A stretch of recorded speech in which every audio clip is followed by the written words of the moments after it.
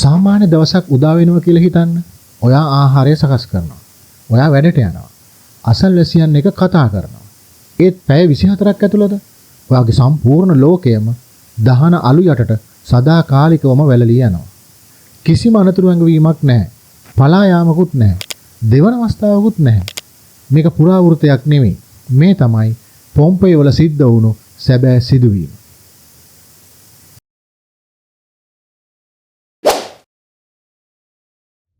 අද අපි වසර 2000කටත් වඩා පැරණි කාලයකට ආපසු යනවා. මිනිස් ඉතිහාසයේ සිදු වී ඇති විශාලතම විනාශයන්ගෙන් එකක් හෙළි කරගන්න. එක් දවසක් නගරයක් සම්පූර්ණයෙන්ම කාලය නවත්තපු දවසක්. ජීවිතය, ආදරය, නිදහස, සහජීවනය වගේම සිනහවෙන් පිරුණු නගරයක්. ක්ෂණිකව ඇතිවෙච්ච ගිනි කඳු පිපිරීමකින් සදාකාලිකව සංගවා තිබුණා. මේ තමයි පොම්පෙයි වලට ඇත්තටම සිද්ධ වුණු සම්පූර්ණ කතාව. විනාශයට පෙර පොම්පෙයි කියන්නේ නේපල්ස් බොක්ක අසල තිබුණු ධනවත් රෝම නගරයක්. එතන තිබුණේ කාර්යබහුල වෙළඳ පොළවල්, මහජන ස්නාන ගෘහයන්, නාට්‍ය ශාලා සහ ග්ලැඩියේටර් අරීනාස්, බිත්ති චිත්‍ර සහ උද්‍යානයන් සහිත සුඛෝපභෝගී නිවාස. මේ ජනගහනය සම්මත වශයෙන් 20000ක් පමණ වුණා. වෙලෙන්දෝ, ගෝවීන්, ඒ වගේම වහලුන් සියල්ලෝම මෙහි ජීවත් වුණා. ජීවිතය ඉතාමත් හොඳයි. නමුත් මේ ගම්මානයේ අසල විශාල ඝාතකයෙක් නිදාගෙන සිටිය කියලා කවුරුවත්ම දැනගෙන හිටියේ නැහැ. ඒ ඝාතකය තමයි මවුන්ට් විසුවියස්. එහෙම නැත්නම් විසුවියස් ගිනි කන්ද. රෝමන් වරුන්ට මවුන්ට් විසුවියස් කියන්නේ සාමාන්‍ය කොළ පැහැති කන්දක් විතරයි. ඒ ගිනි කන්දක් කියලා ඔවුන් කවදාවත්ම දැනගෙන හිටියේ නැහැ. ඒත් ක්‍රිස්තු වර්ෂ 79ට පෙර වසර කිහිපය තුළ පොම්පෙයි ගම්මානයේ අවට අමුතු පාරිසරික ලකුණු පෙනී ගියා.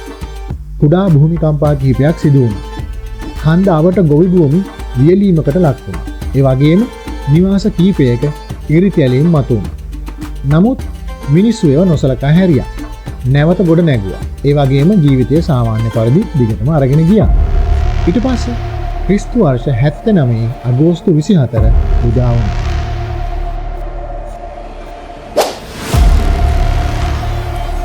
එදින දහවල් එකට ආසන්න වෙද්දී කන්ද හදිසියෙම පුපුරා ගියා.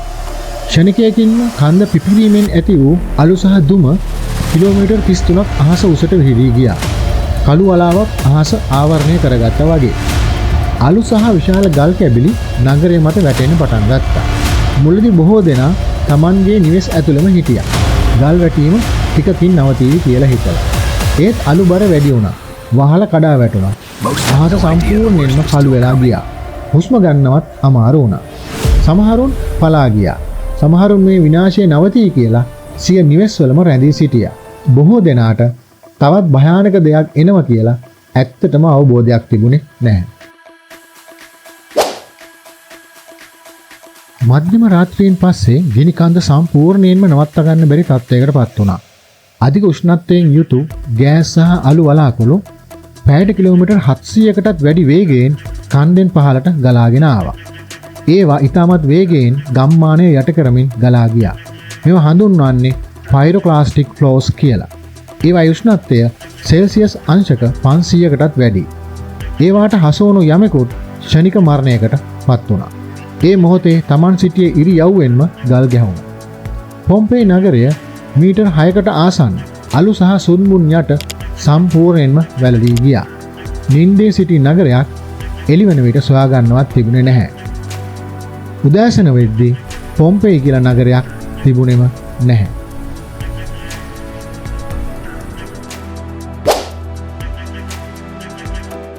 ඈත අතීතයේ සිදුවුණු මේ අතිමහත් විනාශය පිළිබඳ සාක්ෂියක් ඉතුරු වෙලා තිබුණා. ඒ තමයි ප්ලිනී ද යංග.